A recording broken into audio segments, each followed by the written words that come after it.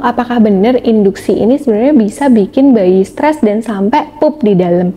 Yuk kita bahas bersama saya Dr. Olive, spesialis OB/GYN. Jadi Moms, seperti yang kita tahu, induksi itu adalah suatu tindakan untuk memulai kontraksi. Jadi misal nih, Moms udah 40 minggu lebih atau mungkin udah 41 minggu lebih. Nah, dari USG semua bagus, dari CTG-nya bagus. Nah, boleh dilakukan induksi.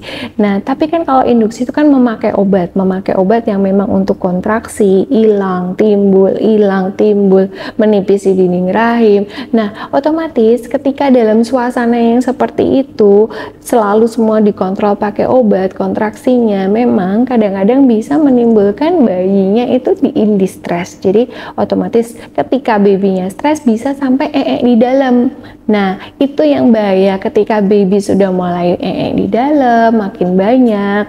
Ketika bayi lahir bisa yang namanya meconium aspiration atau bayinya tersedak, meconiumnya itu atau pupnya itu masuk ke dalam area paru-paru dan ini menyebabkan bayi menjadi susah bernafas, sulit bernafas, harus dirawat di neonatal ICU dan otomatis itu kadang-kadang bisa menyebabkan kematian pada bayi.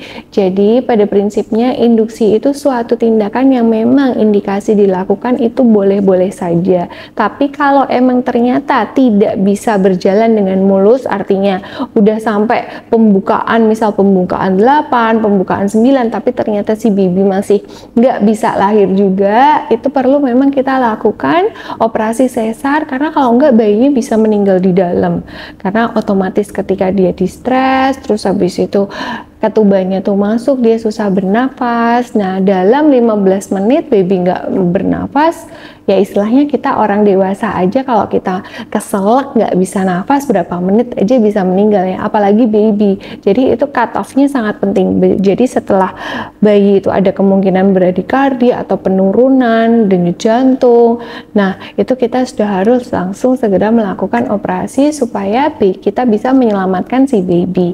Jadi nggak usah khawatir ya, memang induksi itu suatu tindakan yang harus dilakukan di rumah sakit supaya kita bisa memonitor dengan baik sehingga outcome-nya tetap baik. Karena apabila tidak ada yang mengawasi, tetap bisa terjadinya kematian bayi di dalam karena bayinya udah stres ketika dilakukan induksi.